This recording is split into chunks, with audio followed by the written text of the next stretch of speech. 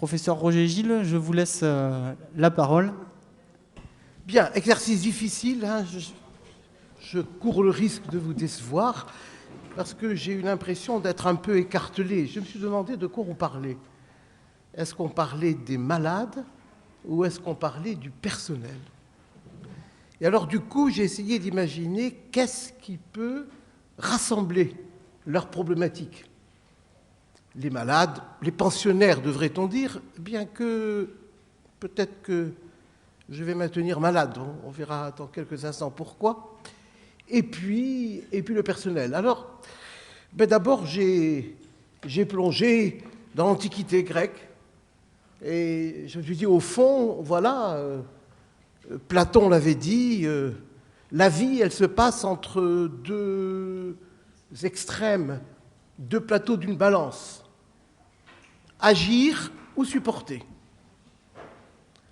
Ou bien on est actif, en grec poiein, on fait, on élabore, ou bien on est passif. Et le mot souffrance, supporter, porter, vient un peu de là. Et au fond, cette situation, elle s'applique et aux malades et au personnel. Et aux malades, bien sûr. Parce que, ou bien on leur demande, et on l'a vu dans le film, d'être actifs, de se prendre un peu en main, de participer à la vie sociale. Ou bien au contraire, on leur demande surtout de ne rien faire. Après tout, un pensionnaire, il paye sa pension. Donc il suffit qu'il soit assis le plus longtemps possible, couché le plus longtemps possible, à table le moins longtemps possible, et puis que tout se passe simplement. Au fond, le pensionnaire agissant est un pensionnaire qui risque de perturber. Alors, comment inverser son image et faire que le pensionnaire soit un acteur de la vie dans la cité? Et puis alors, du côté du personnel, on trouve paradoxalement peut-être la même situation. J'ai entendu un mot, un adjectif, d'épithète extrêmement important tout à l'heure, hein, des entreprises libérées. Voilà. Alors, ou bien le personnel est passif, il obéit au règlement, il sait ce qu'il a à faire, il fait ceci, cela, de manière très précise, surtout sans initiative, ou bien, eh bien le personnel fait preuve de responsabilité, d'autonomie, il se forme, il se prend en main, et voilà, on a évidemment l'image en miroir du pensionnaire et du personnel, l'un et l'autre partagés entre deux attitudes possibles, la passivité ou l'action. Et puis, en sautant une vingtaine de siècles, alors là, pour unir les deux, on peut aussi invoquer Emmanuel Kant, le siècle des Lumières. Oui, parce que toute la question est là, et je cite cette phrase essentielle de Kant, « Fais en sorte à tout instant de ta vie que tu considères l'autre non seulement comme un moyen, mais toujours comme une fin en soi. » Et là, effectivement, le questionnement est extrêmement important. En effet, je suis personnel, soignant. Est-ce que le pensionnaire est pour moi simplement un moyen d'exister socialement, un moyen de gagner ma vie? Ou est-ce qu'il compte en lui, pour lui? Autrement dit, est-ce qu'il dépasse l'objectif utilitaire, noble, nécessaire au déroulement de toute vie humaine? Ou est-ce qu'il m'interroge? Il m'interroge en tant que lui, avec son histoire, avec peut-être ses projets, avec sa vie. Mais du coup, ça renvoie aussi en écho à la posture du personnel vis-à-vis des gestionnaires de l'EHPAD, qui peuvent être parfois incorporés ou qui peuvent être des nébuleuses qui gouverne, qui donne des instructions, quoi. Et alors, pour ces nébuleuses, la question est celle de savoir si le personnel n'est qu'un moyen de faire grossir des institutions, ou si, effectivement, le personnel est une fin en lui-même. C'est-à-dire que son métier soit pour lui une manière de s'épanouir en tant qu'être humain. Et là, évidemment, c'est une toute autre philosophie. Et je pense que c'est cet écartèlement qui est absolument permanent. Est-ce que nous travaillons pour gagner notre vie? Est-ce que nous sommes utilisés pour que d'autres fassent beaucoup d'argent sur notre dos? Ou est-ce que dans tout ça, il y a de l'humain qui compte, quoi? Moi, quand je travaille, parce que l'autre compte au-delà de cette nécessité que j'ai à avancer dans la vie, et la même chose pour l'entreprise. Voilà pour ce premier point. Il y a par ailleurs, après, en touche fine, quelques flashs que je voulais faire. D'abord, une grande question. Qu'est-ce qu'on attend aujourd'hui des EHPAD? Parce que j'ai été très craintif tout à l'heure en écoutant un des exposés, et j'ai appris ainsi, bien sûr, que le personnel des EHPAD change. Pardon. Voyez le lapsus. J'allais dire, les patients des EHPAD changent. Il n'y a plus seulement des sujets âgés ou des sujets âgés atteints de maladies neurodégénératives. Il y a des personnes handicapées vieillissantes, handicapées physiques, handicapées mentales. J'ai même entendu dire que les EHPAD servaient finalement de structure de soins palliatifs, ce qui est gigantesque, puisque la nuit, il n'y a pas d'infirmière dans la plupart des EHPAD. Et j'ai même appris que parfois, il n'y a même pas d'aide-soignante. Et donc, finalement, notre société est capable de pondre en 1999 une loi qui dit que tout citoyen doit pouvoir accéder à des soins palliatifs, et que bien des années après cette loi, on constate évidemment qu'on bourre les EHPAD parce qu'il y en a, ou parce qu'il y a des places de libre. Et du coup, les soins palliatifs, au lieu d'être assurés dans des structures de soins palliatifs, le sont là. Si je rajoute aussi le taux de charge, pour 39 résidents dans l'EHPAD qui a été cité, 26 fauteuils, transfert, repas, etc. On constate effectivement que nous sommes peut-être en train de faire complètement fausse route.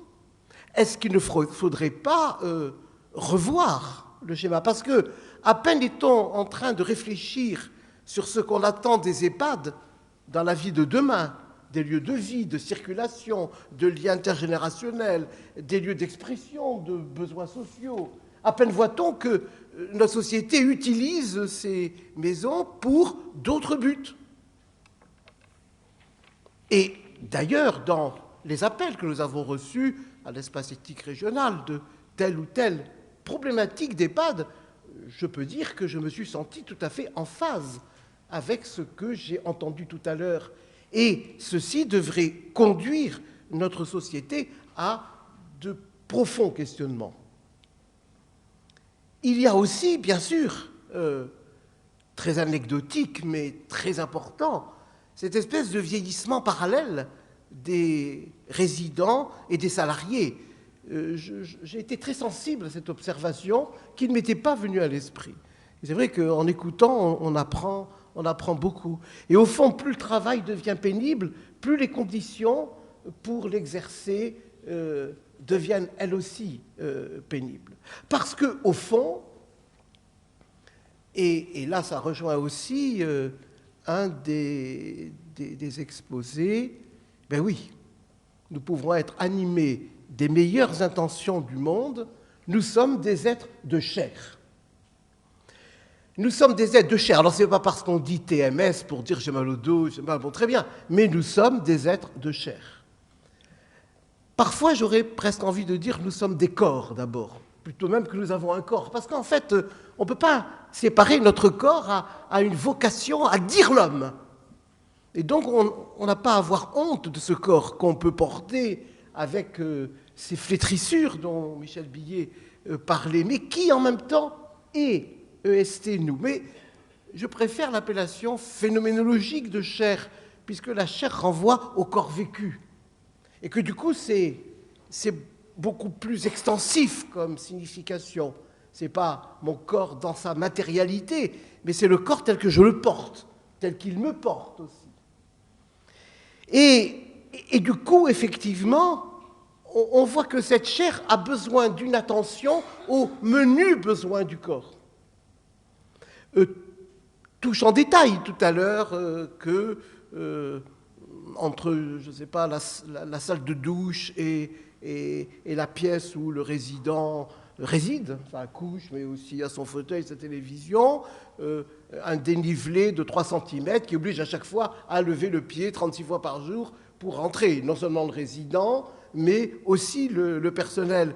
Et évidemment, quand on multiplie cette inattention aux menus besoins du corps, ben on aboutit évidemment à ce qui va miner l'individu. Alors, on peut les appeler troubles musculo-squelettiques, mais méfions-nous, disons que ça fait mal. Et c'est ennuyeux de parler en termes aseptiques comme ça, parce que parfois, on dit TMS, vous savez, on va faire des statistiques, quoi. Hein. Mais non, c'est qu'on a mal, voilà. Le corps souffre. Et du coup, eh bien, il ne répond plus. Et quand le corps répond mal, eh bien, on en arrive au burn-out. Alors, bien sûr, on a eu raison de dire tout à l'heure que l'émotion se vit au niveau du corps, bien entendu. Le mot angoisse veut dire être serré, angor, angoisse, angine. C'est la même étymologie, c'est angeio en grec. Toutes nos émotions, nous les vivons au niveau de notre corps. Et toutes les émotions mettent à l'épreuve le corps, positivement ou négativement. Et bien sûr, on comprend cette attention actuellement accordée à ces menus besoins du corps, à condition, bien sûr, que, là encore, on ne se contente pas de simples recettes. Parce que vous savez, je vais vous dégoter une formation terrible, on va vous faire, je ne sais pas, quelques mouvements, et hop, ça va aller. Mais non. C'est réinvestir son corps d'une autre manière dans une maison, un EHPAD, un hôpital, une autre structure de soins harmonique, harmonieuse, qui intègre le corps dans sa conception, plutôt que de plaquer des formations qui sont par ailleurs très bien, mais si l'EHPAD ne change pas sur le plan architectural, ça n'a pas beaucoup de sens. Alors, le travail libéré, c'est un appel à l'autonomie. Voilà.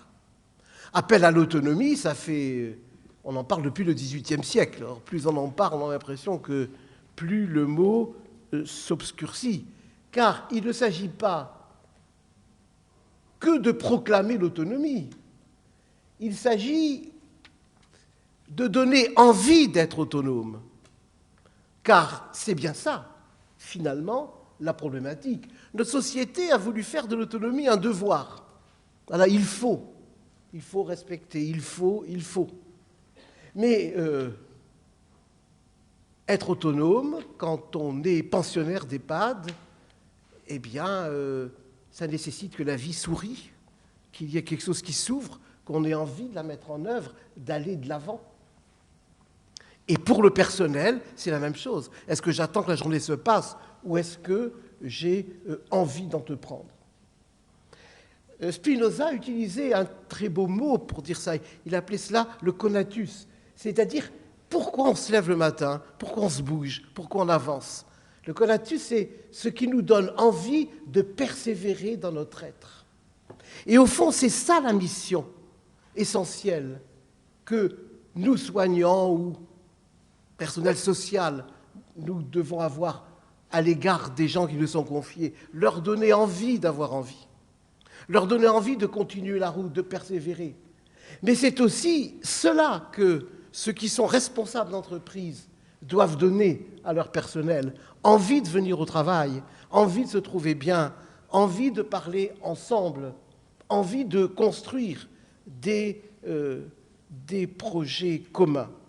Et Michel Billet le disait bien, c'est finalement, qu'est-ce qu'on attend de nous? Qu'est-ce qu'on attend de nous, malades, mais qu'est-ce qu'on attend de nous, personnels aussi? Est-ce qu'on attend de nous, malades, un moyen de régler les problèmes du vieillissement de la société? On case les vieux, voilà, il y a des équipes financiers qui se font et c'est réglé. Est-ce qu'on attend de nous, personnels, eh bien, mon Dieu, on accomplit ces tâches élémentaires sans faire de bruit? Si c'est cela le projet qui est donné, on peut comprendre que ça ne marche pas bien. Et je retiendrai un autre verbe dans l'intervention de Michel Billet, c'est résister. Voilà. Parce qu'il ne faut pas croire que cette envie d'aller, elle va être donnée. Il faut parfois la conquérir en sachant s'opposer. Et nous sommes peut-être invités, nous soignants, à interpréter comme ça certains comportements de sujets vieillissants qu'on dit atteints de maladie d'Alzheimer. Leur manière peut-être de résister, c'est peut-être de mettre entre nos pattes ces comportements perturbateurs. C'est leur sens qu'il faut essayer de guérir. Et voyez-vous, je pense que notre société actuellement est un peu, j'allais dire, malade des recommandations, des formules. Est-ce qu'il s'agit de bien traiter pour bien traiter? Mais c'est là, bon. Est-ce qu'il s'agit de ne pas maltraiter pour ne pas maltraiter? Est-ce que c'est le sujet?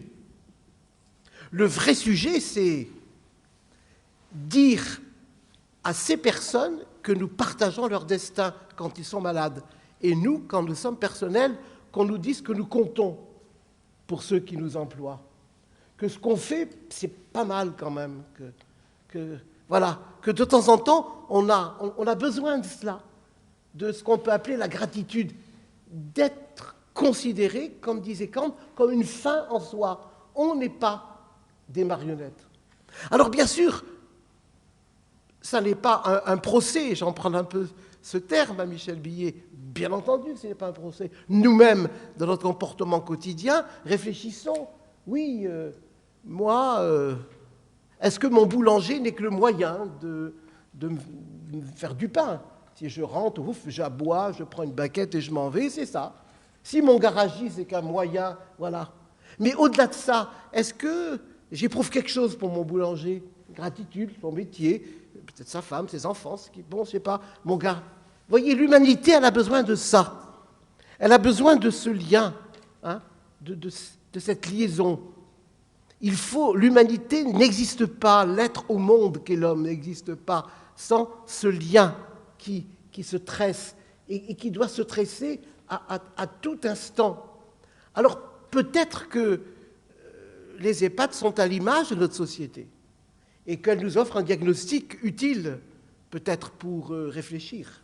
Et puis, dans son dernier livre, Michel Billet l'a bien montré, est-ce que ce n'est pas notre société aussi qui est malade de l'Alzheimer? Voilà. Je crois que ce sont ces questionnements qui nous sont renvoyés. Alors, il y aurait bien sûr bien d'autres choses à dire, mais il faut laisser place aux questions. De toute façon, le parler long et le parler court aboutissent au même, et j'espère que ces quelques mots vous auront donné, suivant l'expression de Malmanche, du mouvement pour aller de l'avant.